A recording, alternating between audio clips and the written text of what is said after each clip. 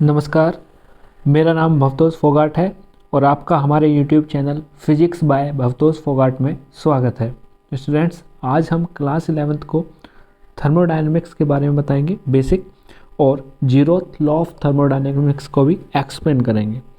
तो चैप्टर 12 है ये, जिसमें थर्मोडायनेमिक्स सबसे पहले बात आती है कि थर्मोडायनेमिक्स क्या है। तो थर्मोडायनेमिक्स फिजिक्स की वो ब्रांच है, यानी thermodynamics is a branch of physics जो किसके साथ डील करती है, concepts of heat and temperature. तो जब भी बात आएगी हीट और टेम्परेचर के कॉन्सेप्ट की, तो हम उसे फिजिक्स की जो ब्रांच है जिसमें पढ़ेंगे उसे कहते हैं थर्मोडायनेमिक्स। साथ ही ये इंटर कन्वर्जन कहते हैं, एक से दूसरे में बदलना। किस किस का इंटर कन्वर्जन होता है? हीट और अदर फॉर्म्स ऑफ एनर्जी, इनसे भी ये डील करती है। तो आपको ध्यान रखना है, जब भी हीट और टेम्परेचर की बात आएगी तो हम उसे फिजिक्स की ब्रांच थर्मोडायनेमिक्स में पढ़ेंगे। नेक्स्ट आता है थर्मल इक्विलिब्रियम, कि थर्मल इक्विलिब्रियम कब होता है। तो थर्मल इक्विलिब्रियम होता है, ये एक स्टेट होता है सिस्टम का, ठीक है। हम बोलेंगे इक्विलिब्रियम स्टेट एक स्टेट है सिस्टम का, कब? अगर सारे मैक्रोस्कोपिक वेरिएबल्स जो सिस्टम की पहचान है वो टाइम के साथ चेंज नहीं होते। इसे आप एग्जाम्पल से समझिए, आसानी से समझ में आ जाएगा। हमारे पास एक, ठीक है, गैस है, और गैस किसके अंदर है? एक क्लोज रिजिड कंटेनर। एक कंटेनर के अंदर हमने गैस रखी हुई है जो क्लोज है, और वो पूरी तरह इंसुलेटेड है सराउंडिंग से, यानी ना तो कोई अंदर चीज़ आ सकती है ना बाहर जा सकती है, पूरी तरह इंसुलेटेड है। और उसमें क्या है? फिक्स वैल्यू है किस किस की? प्रेशर, वॉल्यूम, टेम्परेचर, मास, ठीक है। तो ये सब क्या है? ये टाइम के साथ चेंज नहीं हो रहे। यानी आपके पास गैस का सिलेंडर है, आपने भर के रख दिया, तो आप देखोगे कि उसका प्रेशर, वॉल्यूम, टेम्परेचर, मास ये टाइम के साथ चेंज नहीं होंगे। यानी भरा हुआ सिलेंडर आपने आज रखा है और आप 2-3 दिन बाद देखोगे तो भी उतना ही, ये सब कंपोजिशन उतना ही रहेगा। तो ये क्या है?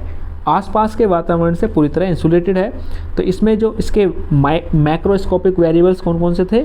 Macroscopic variable pressure, volume, temperature, mass, ये टाइम के साथ चेंज नहीं हुए, तो इसे हम कहेंगे थर्मल इक्विलिब्रियम। तो क्या हो गया? ये हो गया एक state of a system is in equilibrium state. कब कहलाएगा? अगर उसके मैक्रोस्कोपिक वेरिएबल्स जो सिस्टम की पहचान है वो टाइम के साथ चेंज ना हो, तो ये थर्मल इक्विलिब्रियम है। अगला आता है एडियाबैटिक वॉल। ये कौन सी वॉल है? तो एडियाबैटिक वॉल ऐसी वॉल होती है, ये एक इंसुलेटिंग वॉल होती है। इंसुलेटिंग मतलब ट्रांसफ़र बिल्कुल नहीं होता किसका? जो अलाउ ना करे, डज नॉट अलाउ क्या? फ्लो ऑफ हीट से याद रहेगा, फ्रॉम वन टू अनोदर।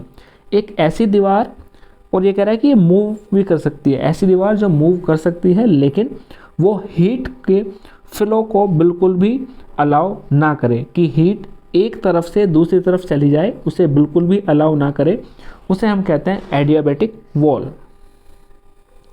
अगला आता है डायाथर्मिक वॉल। डायाथर्मिक वॉल होता है हमारा एक ऐसी कंडक्टिंग वॉल जो हीट को अलाउ कर दे कि वो एक से दूसरे में जा सकती है, ठीक है।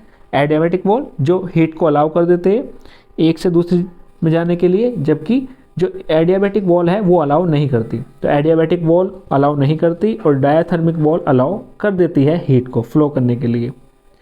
अब आता है जीरोथ लॉ ऑफ थर्मोडायनेमिक्स। तो इसे आप एग्जाम्पल से समझिए, आसानी से समझ में आ जाएगा। ये देखिए, हमारे पास ए और बी, ये दो सिस्टम है, ए, बी और सी, तीन है हमारे पास, ठीक है। तो ये कह रहा है कि अगर ए और सी ये आपस में थर्मल इक्विलिब्रियम में हैं, यानी ए और सी आपस में थर्मल इक्विलिब्रियम में हैं, इसका मतलब क्या है कि ए और सी इनका टेम्परेचर कैसा है? सेम है। और बी और सी ये भी किस में है? थर्मल इक्विलिब्रियम में है, मतलब दोनों का टेम्परेचर समान है। ए पहले सी के साथ थर्मल इक्विलिब्रियम में है और बी भी सी के साथ थर्मल इक्विलिब्रियम में है। तो ये कह रहा है कि ए और बी भी आपस में थर्मल इक्विलिब्रियम में होंगे, यानी दो सिस्टम है वो किसी तीसरे के साथ थर्मल इक्विलिब्रियम में है तो वो दोनों सिस्टम भी आपस में थर्मल इक्विलिब्रियम में होंगे। आप ऐसे मानिए ए सी का दोस्त है, बी भी सी का दोस्त है, तो ए और बी भी आपस में दोस्त होंगे। तो आप इस तरह से देख सकते हैं। अब तो इसे स्टेटमेंट क्या हुआ, जीरोथ लॉ ऑफ थर्मोडायनेमिक्स का। तो ये कह रहा है कि दो सिस्टम अगर थर्मल इक्विलिब्रियम में है किसके साथ, तीसरे सिस्टम के साथ सेपरेटली, यानी पहला सिस्टम तीसरे के साथ है, दूसरा भी तीसरे के साथ थर्मल इक्विलिब्रियम में है, ठीक है, तो वो आपस में जो दो सिस्टम है वो भी एक दूसरे के साथ इक्विलिब्रियम में होंगे, ठीक है। और ये क्या होता है, ये maker of the hotness of the body. अब बात आती है टेम्परेचर। टेम्परेचर किसे कहते हैं, तो टेम्परेचर की डेफिनेशन होती है, ये एक थर्मोडायनेमिक वेरिएबल है जिसकी वैल्यू बराबर होगी दो सिस्टम्स के लिए, कब, इन थर्मल इक्विलिब्रियम।